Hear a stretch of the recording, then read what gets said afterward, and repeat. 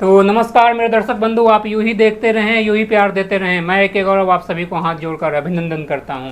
तो आज बातें करेंगे जन स्वराज की जीत की, जो एक उपचुनाव में प्रशांत किशोर जी को विधायक बना दिया। और इसी पे को टटोलते हुए हम जन स्वराज के एक वर्किंग कमेटी के मेंबर हैं और संरक्षक हैं पूर्वी चंपारण के आलोक मिश्रा सर, डॉक्टर आलोक मिश्रा सर। तो आपका बहुत बहुत स्वागत है सर। तो आपने देखा होगा सर कि पिछले बार जो विधानसभा की चुनाव हुए उसमें 243 पे जन स्वराज ने अपना कैंडिडेट को खड़ा किया और वहाँ पे शून्य पे सिमट गए, कुछ भी नहीं, एक भी सीट नहीं मिली। और क्या एकमात्र उपचुनाव से जो प्रशांत किशोर जी विधायक बन के आए हैं, कहते थे कि मेरे लिए कोई MP भी बड़ी पोस्ट कुर्सी नहीं है, और एक विधायक बने हैं आज। तो क्या इसका प्रभाव पूरे बिहार पे देखते हैं या सिर्फ यह बांकीपुर पे प्रभाव है इसका? देखिए, मेरा मानना है कि जनता किसी भी चीज़ का मूल्यांकन करने में समय लेती है। और पिछले चुनाव में तो हम लोग का खाता नहीं खुला था, लेकिन सबसे प्रबुद्ध बिहार का असेंबली है बांकीपुर। वहाँ के लोग सबसे पढ़े लिखे हैं। एक पटना का तो हृदय है बांकीपुर। वहाँ पर इतनी बड़ी जीत, जहाँ पर भाजपा का पिछले 30-35 साल से रहा है, उनका गढ़ रहा है।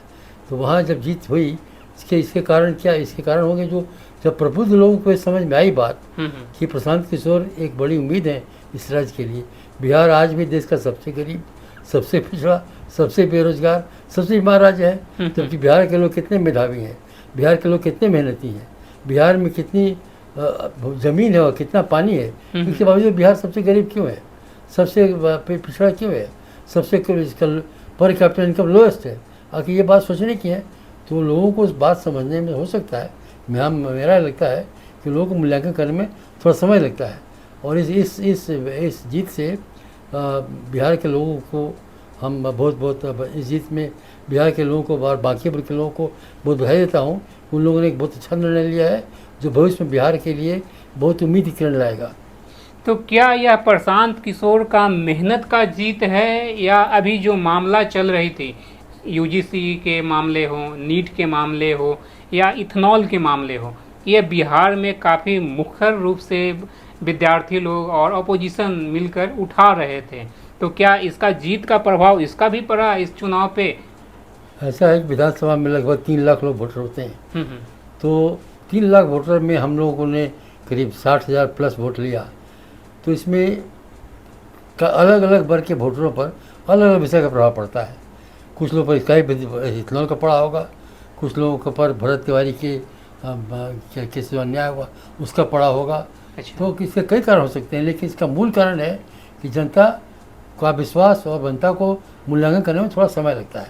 और जनता ने फाइनली अंततः ये मूल्यांकन कर लिया है कि प्रशांत किशोर से बिहार का भविष्य जुड़ा हुआ। आपने एक चर्चा किया जो अभी जो आरा में हत्याकांड हुआ, और आरा में हत्याकांड हुआ और यहाँ पे बांकीपुर में इसका असर पड़ा। क्या इसका ज़मीनी असर पड़ा है या फिर बस एक माहौल बनाया जा रहा है? वो हत्याकांड तो उसको तो मैं मानता हूँ कि हास्यास्पद था। जिस व्यक्ति ने अपना हथियार फेंक दिया, फिर पुलिस उसको पकड़ के ले गई और कुछ दूर ले जाके मारी, ये ऐसा तो साफ, ये तो हत्या है। ये तो किसी तरह से कानून व्यवस्था की रक्षा नहीं है, ये तो साफ हत्या है। इसका प्रभाव तो आम मानस पर पड़ता ही है, आम मानस पर किसी अन्याय का प्रभाव पड़ता है, इसका ही पड़ा होगा। तो क्या यह प्रशासन की चूक थी, इसी का असर पड़ा? ये हत्या तो प्रशासन की चूक थी, इसमें कोई शक नहीं।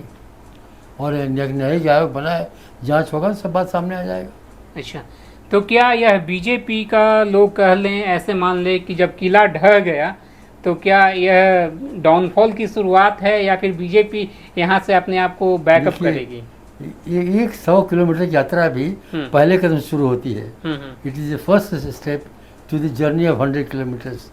तो ये एक अच्छी शुरुआत है और बिहार के लिए बहुत ही अच्छा सिग्नल है, अच्छा संकेत है। अच्छा संकेत है। है। तो प्रशांत किशोर जी हमेशा अपना रैली में कहा करते हैं कि आपने बिजली पे वोट किया तो आपके घर में बिजली पहुंच गई, आपने रोड पे वोट किया तो आपके यहाँ रोड पहुंच गया।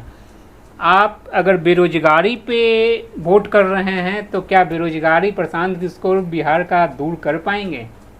ऐसा है कि लोगों ने जब वोट किया हम्म, तो लोगों ने अपने बच्चे को नहीं देखा, उनका उनके अपने बच्चे की क्या दशा है, वो कितना पढ़ता है, कितनी अच्छी तरह से पढ़ता है, उसकी क्या हालत है, वो नहीं। लोगों ने देखा बड़ा बड़ा पोस्टर और बड़े बड़े नेताओं के जो बच्चों के का जो भविष्य उसको देखा। अगर लोग अपने बच्चों को देख के वोट देते तो जन स्वराज को ही वोट देते, जनस्वराज को वोट देते। ये जरूर देते। तो अब ये वीडियो काफ़ी लंबी हो जाएगी, एक छोटी सी क्वेश्चन, लास्ट क्वेश्चन पे आपका समापन चाहेंगे। क्या आने वाले समय में आप प्रशांत किशोर को एज ए सीएम देखते हैं बिहार के? प्रशांत किशोर की का मैं कि उनके मुरीद हूँ मैं, उनके गुणों का। वो जीनियस है, ही इज एन जीनियस। उसकी सोच समझ बहुत परिष्कृत है। जो लोग नज़दीक से जानते हैं उनको पता है कि ये तो बहुत ही विलक्षण व्यक्ति है। क्योंकि उन्होंने काम भी किया है प्रधानमंत्री जी के बहुत निकट रहकर, और अगर बिहार की बातें करें तो सीएम नीतीश बाबू के महल में रहकर ही काम किया है उन्होंने, इसमें कोई दुमत नहीं है। तो क्या सीएम के चेहरे में नज़र आते हैं आपको प्रशांत किशोर जी?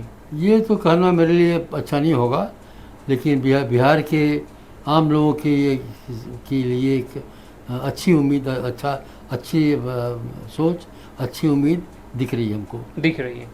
तो आप इस वीडियो से क्या कैसे कनेक्ट करते हैं आप बता सकते हैं, कमेंट में लिख सकते हैं। क्या आपको प्रशांत किशोर अगले सीएम नज़र आते हैं या नहीं?